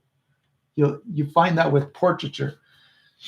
I'll paint a face and I'll stare at it for so long that my mind starts telling me what I'm like, flexing it to see. You know that strain that you have where you're trying to tilt your head and squint your eyes to see what you need, because it's hard. It's genuinely challenging, and you're trying to see it. And what happens is, I think your imagination actually starts distorting what you're seeing. It actually starts distorting it. And so then you look at it the next morning when you're fresh, and you see it the way everyone else is seeing it, that's just walking up to it for the first time. And so that is the evidence that I'm going off of when I say you're seeing what you want to see. Your imagination, the same thing that makes it possible for an artist to see a picture before it exists, also makes it possible for the artist to see a very skewed version of the picture even after it's painted. So you have. I'm just taking a guess here, but I think what happens is you look at someone's face and you go, you see something that their face needs, like, oh, well, this person's got, maybe their eyes are like a little bit crooked. And so you do something to fix that problem. And then from then on, when you think, oh, this doesn't match that person, you go, oh, no, I did that right here. And so instead of seeing the painting, you're going back to your memory of, I fixed that problem. I remember I fixed it with this thing right here, without actually seeing whether it fixed it or not. Right. Yeah, I think there's a lot of that. I don't think that that's not true. I think that's true. But I am proposing that there is an actual physical skewing of the image that causes you to perceive an inaccurate version of what you've been staring at for hours, because your mind has calibrated. You know, as you look at a color, your eyes adjust and calibrate so that the color becomes less intense the longer you stare, and that affects the way you see everything. I think that all of our perception is like that, not just color. I think we have the same perception of what we touch, feel, taste, smell, hear. I think there's a calibration mentally that happens where fresh eyes are going to see crookedness that you just don't see because they're not calibrated to the things that are giving off feelings, to the little things. You get numb to it. So you have this kind of subtle awkwardness to a facial expression, and you stared at it for so long, your mind starts to get numb to it. So you're trying to fix something that you're also getting desensitized to. So what this makes important for me is rest. I have to walk away, rest, and come back with fresh eyes. I truly believe, I truly believe that it's a physical reality that it pays off to pay attention to. Sorry, go ahead. Yeah. Well, we're an hour and a half in. Do you have any? Did anyone send any paintings in for your? Oh, totally forgot about that part of the show, man. We got a loaded inbox. I think I spent some time away, and we got stopped you earlier. Got some stuff to look at. Oh, it's fine. It's fine. I don't have anything too important going on. So we're going to come back to this next week. I just want to point out how that straight line just sucks that house back into the distance. Just see that straight line. So if you have a perspective that looks weird on a house, like it looks like a little toy house or something, leveling out that baseline will pull it back in the picture and make it more like a large structure, you know, very quick way. It makes a lot of difference that slight perspective adjustment makes a big difference. There, I'm putting the snow kind of drifting up on the sides. We got deep snow in this land. All right, that's a good start. I think we're off to a good start to a painting. Maybe I'll just put it on a shelf and wait for some inspiration to finish it. Yeah, What do you think? I think it looks great. I think that's one of your sellable ones if you don't want to throw it away. But it needs to be finished. Well, let's come back to it next weekend. Let's come back to it and keep working on it. Finish it. No, I'm not gonna throw it away. I did it on a canvas because I was planning on, even if I don't finish it, I'll still save it. You know, it's kind of fun. It's a good time of year to do this. If I put this up, I have a gallery in the downstairs of my studio now. They remodeled it. The people I rent from remodeled the downstairs, so I have this real nice place to display all my finished work. So if you ever come through Flagstaff, you can visit what is officially my working gallery now. At this point, kind of fun to share that. That's cool. Yeah. Well, we do have some stuff in the inbox, and it'll be worth looking at that. We've got one here from Tyler that says it is, wait, let me read about it. So maybe we don't have a lot in the inbox because that was from the last live stream a couple weeks ago. And I've got one from you. Rehash last week. Yeah, it pays to look at the date on the email, as it turns out. What is the date today? 29. Okay. I've got a lot from November 15th, but there were also ones that I missed. So let me take a look here and see if there's, because when the live stream was over, I saw that there was a couple that I didn't get. They came in like at the last minute or something. Here's one. We did look at this one, but you know what it was? Mary was saying, how about the fish scales on this one? I misinterpreted the email. I didn't read the email. And Mary was talking about scales on the fish with this. So I'll show you something fun that we didn't get to this, but the way I make scales, I want to show you how I make scales with paint. And that is, You know, we could try it digitally, but it works better. It works better with paint. But the way you do it is you make a grid first. That's how you do the. Hold on. Wait, hang on a second. Whoops. Hang on. I'm trying to adjust my screen here. All right, let's get Jonathan out of the way. Jonathan, I've got your little. I'm always in the way. Yeah, you find your way. Boy, you're the last kind of person I think of as being intrusive. That's in the way. Okay. Okay. Yeah. Okay, we're gonna upload that file. Just a real quick look at it. We're gonna put that in this.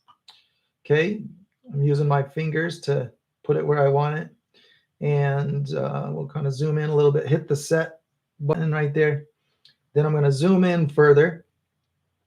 So the way I handle this is real skinny line, okay?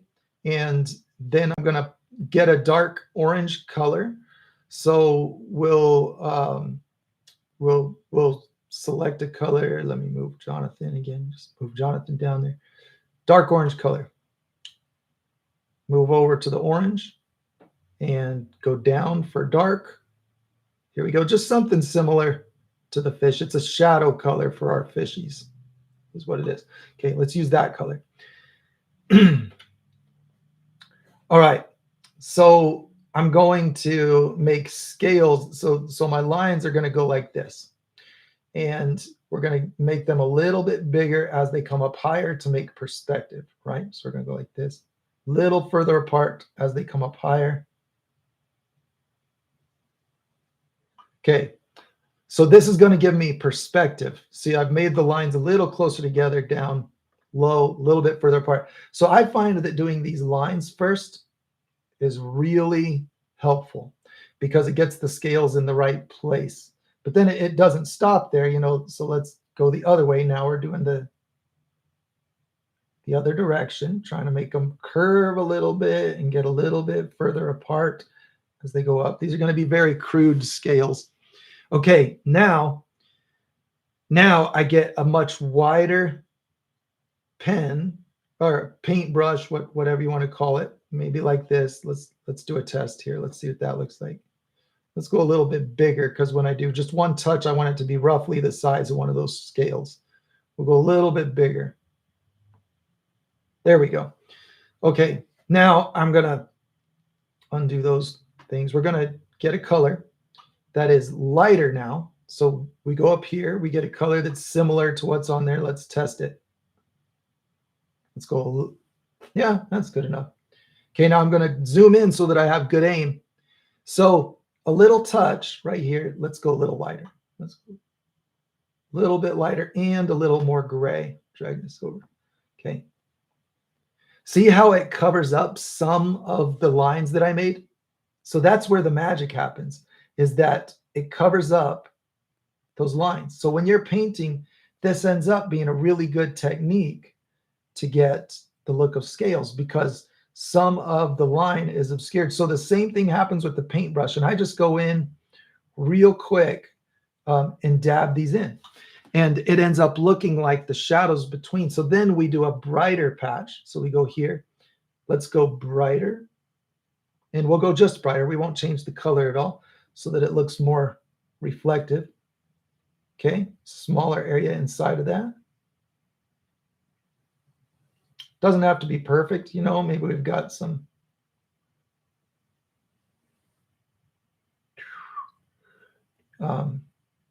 variety to the way it reflects. Sorry, I didn't finish that sentence because I was concentrating.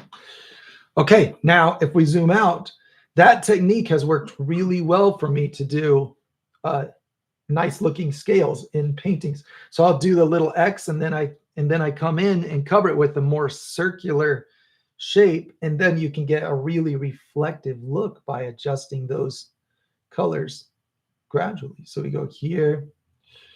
I'm going to use that, and let's go. Let's put a couple more of those in here. Kind of go there.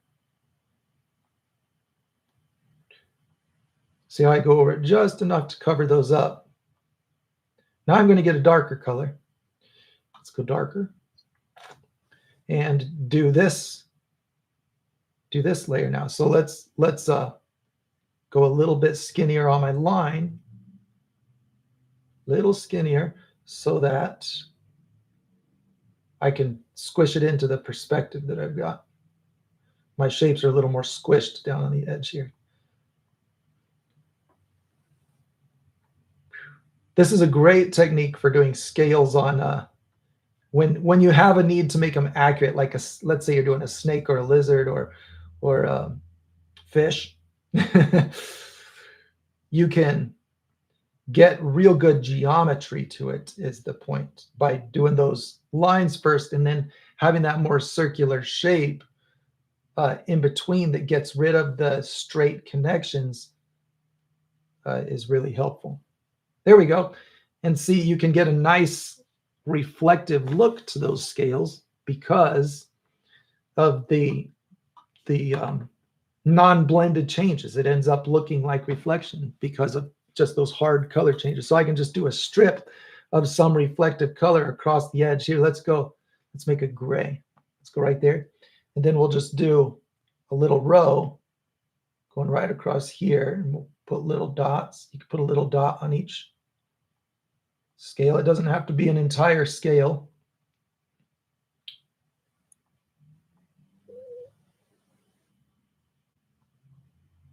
There we go. See how that adds a nice reflective, just different color, and you're going right through that template. There you go. So the lines first is really helpful for getting your geometry when it's important. I'm not saying it's always important, but when it is, you can just do real faint lines too. They don't have to be dark like I made them. I found that really helpful for doing a picture. I did that big Leviathan picture with big dragon, sea dragon, and I did all the scales with this exact method, just with the paintbrush. All right, let's X out of that one. Let's see what other stuff we've got. Oh, that's wrong inbox. This is the one we want. We've got stuff from, that was Mary's fish that I forgot to, I didn't read it all the way. November 16th, this one was sent in. Let me thumb through these while we're looking, make sure they're not last week's things. We had, I don't think we saw this one. I think I neglected to show some things from last week. This Kara, I think it's Kara. Kara did this one here. Let's get a good look at it. Give me a second to open this image up. Ah, beautiful. I can't remember if we looked at that one, but it's beautiful work. She did some other ones that were very similar, and I don't think she did the wolf one before. Man, those green eyes. Check that out. That's awesome. Okay, forgive me. On the notes. Forgive me for doing this. You know, I'm sorry, but I can't resist it. This is a suggestion that you take it or leave it, but here's a fun thing you can do with eyes. I've shown it before. You know, it's nothing new, but we're going to try to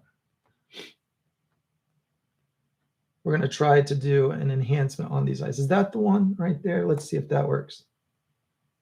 Nope, wrong kind of file. It didn't download it. Whoops.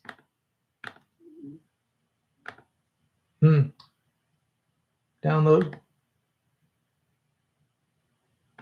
Oh, wrong kind of file. I can't do it. We'll have to do it another time. So you can take, well, here's the point. So I'll just go to the app and not use the picture. If you make an eye, let's go to a green like you used. We're going to go like this. We're going to make it dark. We're going to make an eye. Let's make a little bit bigger stroke size, put an eye in there. So if you make the top darker and the bottom lighter, it adds this really nice glow effect to an eye that specifically happens because of the way the light hits an eye with the lens and the shape of it. So if we do that and then we take a brighter, more yellow color, so we're going to go more yellow and then go a little bit brighter, and we'll put that right there. Okay, at the base. So this is what, let me try to get a little bit better shape in there. So at the base, we put that bright color. So this makes that translucent glow of an eye. And so I'll blend this, and we'll let's blend it with those kind of starry patterns. Let's go like this. I'm just scribbling my finger on the screen. It's a touch screen. Let's go like this. Let's go a little bit bigger stroke size so that I can get it done quicker. Okay, here's my bright spot. We're going to blend that up here. We're going to blend this up here. Now we're going to make the shape of an eye by kind of making that little star. Let's pull in some of the, there we go. Darker at the top, and then, you know, it gains color, gets brighter. See how that has a nice glow to it? And then if we do the black right here. Oh, whoops, wrong tool. Get the brush tool.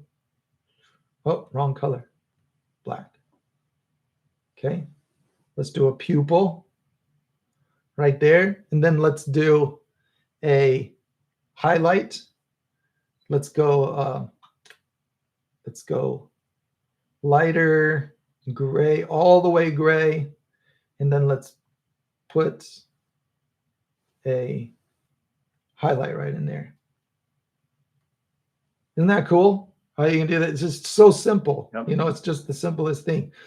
But that layout, that structure, whatever you want to call it, is really helpful for doing eyes. So I was noticing on those wolf eyes that you could, if you wanted to, do a darker top on that. You could. I'm gonna get a little more gray color here. Sorry, I'm getting obsessed with things that aren't important at the moment. Okay, never mind. Let's kill it. Let's be done with that. That's my demonstration on eye. That layout can help a lot. So my point was that if you were to go in and do that, which you did already do it, you did a great job. The eyes have those parts to it, so I'm not saying, but you could enhance that glow effect of the eyes with that little bit of darker green shadow that kind of comes down across the top of those pupils. Doesn't mean that it always truly looks like that. It's just an effect that I think looks cool. It's fun to add when you want to. Okay, beautiful work. Yeah, cool. Kara, I like that. It's a really cool picture. Let's move on. Let's look at another one. We have other pictures in the inbox. Wait, hold on. I'm going the wrong way. We have another one. Let's see. We already looked at that. That's sorry. I'm thumbing through the ones I didn't get to on the last live stream. So here we have. Oh, just a message there. Okay, that's all the pictures. We don't have any other pictures. I thought maybe there was a picture attached to this one, and that's everyone that sent one in. The others are from last live stream. So that covers it. We didn't have a ton after all. I was looking at my backed up inbox from earlier that I do a bad job of keeping up with. That's it. That's it for today. We're done. That's the whole agenda. I guess I could take a gander at the other inbox. Sometimes I get pictures in there that I want to show off, but I don't think there's anything. I think some good stuff came out today that I wasn't expecting to, subjects I wasn't expecting to visit, to talk about. That issue of artistic bias. I wasn't trying to talk about that, but I noticed that I felt it instantly be like a hiccup in my process on the picture. I wonder if it shows. What do you think, Jonathan? Does it show that I was wrestling with my natural tendencies on I don't think painting so. things going the other way? I think worst case scenario, it brought you to more abstract, broad brush strokes, which have their own aesthetic that people like. So worst case scenario is just a different aesthetic than you usually do. It is nice when great.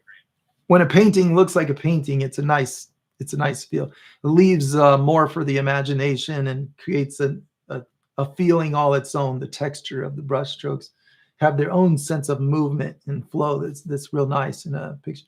So I agree with what you're saying. It can be good. I think it takes more talent to express the same thing in fewer brush strokes than it does to nail every single detail. Sure, I hear what you're saying. Yeah, I do like the look of it.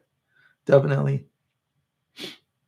All right. Well, I thanks a think it's lot. great. You know, everybody being here. It was a lot of fun hanging out. Really You appreciate do you. have one last tuning in. question on here. What program were you painting in there? Go to. I'm gonna put an update on it today after I stop the live stream. So there's a few. You know, there's always glitches. That's my disclaimer. If you go to, it is now at a new URL because I put a different. I was working on an old version that was on colorapp.org, and I stopped doing updates at that URL for the time being. This one you can find at colordriver.com. So if we go to there you go, colordriver.com on my screen there. That is this fully internet-based app that does not do anything harmful to your computer. It doesn't download any files that you don't want to download. There's nothing. All it does, it just uses web language to, when you open the web page, you're opening a drawing app. That's all it is. So you can go to this and instantly start drawing on the screen. I'm using a touch screen. It's made for that. I'll use the mouse so that you can see where I'm clicking. You can upload a picture. So you just click on the 3 lines. These are all going to change over time. This has been my side project for quite some time. So it's pretty crude, but it's getting better. Click file. You see a couple of arrows up and down. The down will download the image that's on the screen. So if I click that, it downloads it into my downloads. See? And then if I do that, it shows that I just downloaded my scribble. File, you can upload. That's what I was using. Choose the layer that you want to put it on. So I can do a new layer. I can upload this picture of goldfishies. Then I can use the mouse or my fingers to pinch the screen. So this will change the size with the mouse. I can also just 2-finger pinch and drag it around and put it where I want. So when you have the image where you want, you hit that green set button, and then it's ready to draw. You can draw on the image. You can use this arrow in the top corner to undo what you just drew. And I think that it will undo the image too. I can redo it, put it back on there. Okay, then what I've been working on is the mode that will edit this image. So you can actually take photos that you don't like the coloring and do a pretty good job. I think the color editing beats color editing that's currently available, even though the program itself is very crude. Click mode, and the mode is edit mode. Is just this. Just look for that little icon, and then it gives you just the brightness effect at first.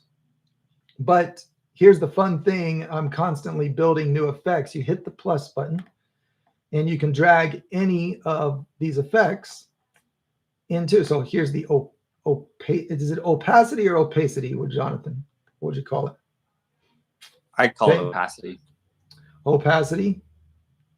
We can change the opacity, and then we have that layer showing. So you can do like an overlay, and we can get the blue showing through. So if you have 2 images that you overlay, that's just an example of that effect. If you don't want the effect, drag it up into that trash can. Let's add a saturation slider. Let's see what that one does. Some of them break because they're not properly programmed. Okay, here we go. That's as high as we can go on saturation. We can desaturate it. You can make a fully black and white image. If you want to study values, you can remove the color. So when you have the image that you want to see, and I'm not just bragging, I'm telling you this does a better job of this color balancing. You can change things without destroying your image is the idea. You can do this. You can go color replacer, put it in there. Let's say we want to replace all of the blue with yellow. We can select the color, the color you drag away from. Let's replace the orange here. Let's get orange. Let's just swatch it and get the exact color. Let's go like this. Use that tool. Go here, get orange. This is kind of a fun thing. Let's use that. Okay. And okay, now we're replacing the orange with yellow. Now we've got yellow goldfish. There you go. We can replace that color with any other color. Here, wait, hang on a second. That's cool. That works really well. I've definitely done, like, you've got sliders in your iPhone and Photoshop and all these different things, but all of the colors change. This does a really nice job of right. So you can changing select. Thank orange. you. Thank you. So we can make pink fish. We can do that. And if I click on the slider, so that you don't have to remember all this stuff. I'm just showing in case anybody wants to see this. You know, a lot of things that don't have high expectations for things not to break. You know, it's in progress, but you can tinker with it and have some fun. You can click on the effect itself, and there might be sub parameters. So I can change the precision on this. If I put the precision down, the whole image is graded to the replacement color. If I drag the precision up, it's just replacing the orange with the magenta. So each effect that you add can have its own parameters. And the idea is that you can just take these different effects and put them in to the rack, and then they are in effect. But if you don't like them, you can throw them away so that you're not always adjusting the same rack of effects. I kind of like putting the contrast all the way up and seeing a two-tone image. You know, it's like feels like you could put it on a t-shirt or something. Okay, so we can throw that away. We don't like it. We don't want that. And then it goes away. That's it. So then when you're done, you're like, okay, my goldfishies are pink. That's what I wanted to see. Then you go here, File, hit the down arrow. Right now, it does not download your original full resolution. I'm working on that. I'm going to put that in an update. But you can go on here and tinker with it and have some fun. We can go back to draw mode, and we can see what's going to look good if we want to, you know, do a rendering for somebody. I use this to do renderings for people. I'll do art on here to show what the mural is going to look like. And it's ending up being a nice tool for me. It doesn't require me to save something on a computer, download it, you know, and you just go to this URL and it's just there and you can use it. Colordriver.com is the URL for that. Thanks for asking about that. That was probably the biggest rundown I've given on that one. Okay. Awesome. You can do a full tutorial sometime. Yeah, I'll do that as it gets more developed. That branched off of the earlier project that I also worked on, where I had the circles that I was using to demonstrate different colors of light. That's a little more scientific use for color modeling, but it doesn't have like picture editing in it as much. So this is like the tool that I made for myself to do art and edit pictures and do all that. Okay. Thank you, everybody. That was fun. It was fun to be here. This has been a great morning. So tune in next week. We'll do the same thing, right? There's not like some big holiday I'm forgetting about, right, Jonathan? Next week is a ordinary weekend. I think it's ordinary. I think it should is. Be good. It is. It's ordinary. So we're going to be back, and I'm going to work on this same painting again. Add some more lights, some more close foreground trees. I wanted to see my tall trees. You know, I want to see some stuff in there. Maybe some lighting effect of an abundance of lights creating an ambient glow, and some trees might be cool. We'll work on that. We'll figure out some other fun stuff to put in there. All right, that's it. Awesome. Thanks, everybody. Jonathan, I appreciate your help. You did a great job keeping up with the conversation there. That was nice. Yeah, you're welcome. Yeah.